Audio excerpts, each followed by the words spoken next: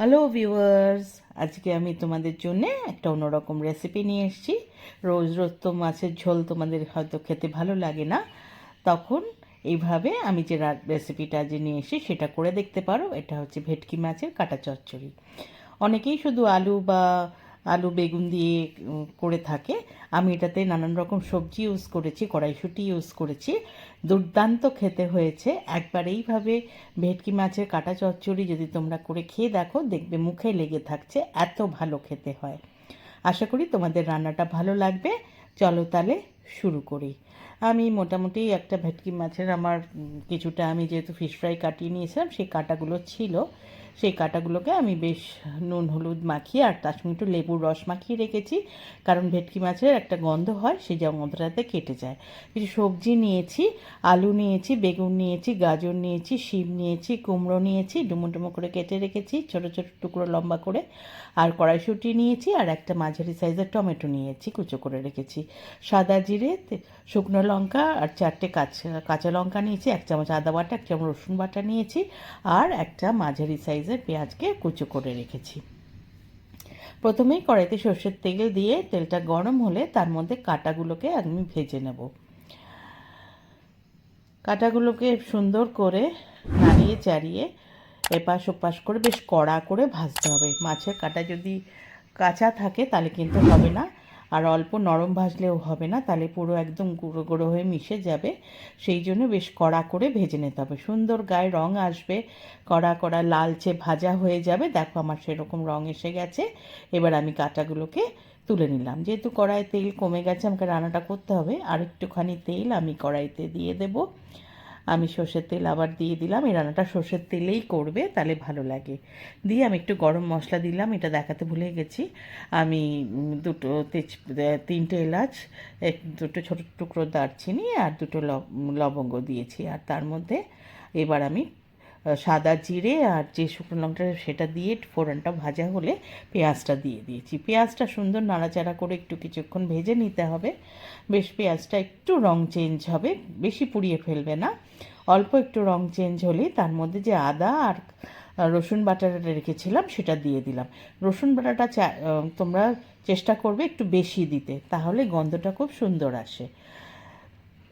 এবার আদা রসুন বাটাটা মিশে গেলে, সুন্দর কাঁচা গন্ধ চলে গেলে, তার মধ্যে যে টমেটোটা আমি কুচো করে রেখেছিলাম সেটা দিয়ে দিলাম। টমেটোটাও ভালো করে মিশিয়ে একটু ভাজা ভাজা করে নিলাম। করে নিয়ে এবার যে সবজিগুলো এক এক করে দেবো। প্রথমে আমি আলুটা দিলাম। আলুটা দিয়ে একটু ভালোভাবে মিশিয়ে নিচ্ছি, কারণ আলুটাই তো সব থেকে সময় বেশি লাগে। আলুটা এরকম 1-2 মিনিট মতো আমি একটু ভেজে নিলাম প্রথমে। তারপরে এর মধ্যে আমি নুন দিয়ে দিলাম। আমি এই আলুটা ভাজার সময় নুন আর একটু হলুদ দিলাম, যাতে আলুটাতে সুন্দর কালার আসে। এবার দেখো, এই নুন হলুদটা আলুটাকে মিশিয়ে একটু আলুটা আমি ভেজে যাচ্ছি।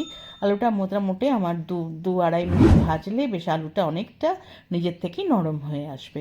আলুটা বেশ কিছুক্ষণ ভাজার পরে এইবার একে একে আমি সমস্ত সবজি দেব। আমি গাজরটা দিয়ে দিলাম, আমি কুমড়ো দিলাম, আমি যে শিমগুলো কেটে রেখেছিলাম সেইগুলো দিলাম, বেগুনটা দিলাম, কড়াইশুঁটিটাও দিয়ে দিলাম। মোটামুটি যেগুলো সবজি নিয়েছি সেগুলো দিয়ে দিলাম। সবজিগুলো দিয়ে এবার সুন্দর করে নাড়াচাড়া করে সব মশলার সঙ্গে, মানে মশলা বলতে শুধু নুন আর হলুদ ছিল, আরও আমাকে নুন হলুদ দিতে হবে। আমি মোটামুটি এগুলোকে একটু তেলের মধ্যে নাড়াচাড়া করে ভাজবো। দেখো, এবার আমি এর মধ্যে বড় 1 চামচ জিরের গুঁড়ো দিলাম, বড় 1 চামচ ধনের গুঁড়ো দেব, আমি লঙ্কার গুঁড়ো দেবো এতে বড় 1 চামচ মতো, আর আমি হলুদ গুঁড়ো দেব। কারণ হলুদ তো শুধু আলুতে ভাজার সময় দিয়েছিলাম, কিন্তু রান্নাটাতে যেহেতু মাছের জিনিস একটু হলুদ বেশি লাগবে, আবার হলুদ দিলাম। এইবার সমস্ত কিছু দিয়ে এবার এই মশলাগুলোকে ভালো করে সবজির সঙ্গে মিশিয়ে বেশ অনেকক্ষণ ধরে কষাতে হবে। সুন্দরভাবে বেশ কিছুক্ষণ ধরে কষিয়ে কষিয়ে আমি রান্না করছি। দেখো, কিছুক্ষণ কষাচ্ছি, আবার একটু থামিয়ে দিয়ে আবার একটুখানি কষিয়ে নিচ্ছি। এইভাবে বেশ কিছুক্ষণ কষানো হয়ে গেলে দেখবে সব সবজিগুলো সব মধ্যে সব মশলা লেগে গেছে। তখন আমি ওপর থেকে যে 3টে কাঁচা লঙ্কা রেখেছিলাম দিয়ে দিলাম, আর মাছের কাঁটাগুলো যেগুলো ভেজে রেখেছিলাম সেগুলো দিয়ে দিলাম, আর জল দিয়ে দিলাম, কারণ এবার সব কিছু সেদ্ধ হতে হবে। জলের মধ্যে সব কিছু ভালো করে ডুবিয়ে দিচ্ছি। দেখো সুন্দরভাবে, খুব বেশি জল দিতে হবে না, যে এমনভাবে দেবে যাতে সব কিছু যেন জলের মধ্যে ডুবে যায়। সব কিছু ডুবিয়ে আমি ভালো করে বসিয়ে দিলাম জলের মধ্যে দিয়ে। এবার আমি ঢাকা দিয়ে এটাকে গ্যাস মিডিয়াম থেকে স্লো রেখে 7 থেকে 8 মিনিট সেদ্ধ হতে দেবো। 8 মিনিট পরে ঢাকা খুলেছি, দেখো সুন্দর বেশ মজে গেছে আমার তরকারিটা।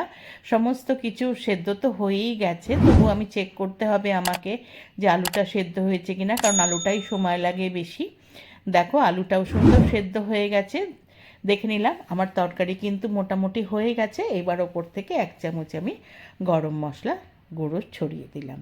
এবার গরম মশলাটাই মিশিয়ে নিলে, পুরো সবজির সঙ্গে আমি মিশিয়ে নিচ্ছি। মিশিয়ে নিলেই কিন্তু আমার এই কাটা চচ্চড়িটা রেডি। আমি এবার গ্যাস বন্ধ করে এটাকে ঢাকা দিয়ে স্ট্যান্ডিং টাইমে রেখে দিলাম 5 থেকে 10 মিনিট। 10 মিনিট পরে ঢাকা খুলেছি, আমার এই কাটা চচ্চড়ি একদম রেডি টু সার্ভ। আমি একটা সার্ভিং বলে সার্ভ করে দিচ্ছি। একবার এইভাবে ভেটকি মাছের কাটা চচ্চড়ি সব সবজি দিয়ে খেয়ে দেখো, অপূর্ব সুন্দর টেস্ট হয়, দারুণ খেতে লাগে। এবং এইভাবেই তারপরে মনে হবে যেন প্রত্যেকবার করে খাই। আশা করি আমার রান্নাটা তোমাদের ভালো লেগেছে। আর যদি ভালো লেগে থাকে একটা লাইক করো, কমেন্ট করো, শেয়ার করো। যারা এখনও আমার চ্যানেলটা সাবস্ক্রাইব করোনি প্লিজ সাবস্ক্রাইব করে দিও। পাশে থাকা বেল আইকনটা প্রেস করবে, তাহলে আমার তৈরি সমস্ত রান্নার নোটিফিকেশন তোমাদের কাছে পৌঁছে যাবে। আবার নতুন নতুন রান্না নিয়ে তোমাদের কাছে আসবো। আজকে তাহলে চলি, তোমরা সকলে ভালো থেকো। টাটা।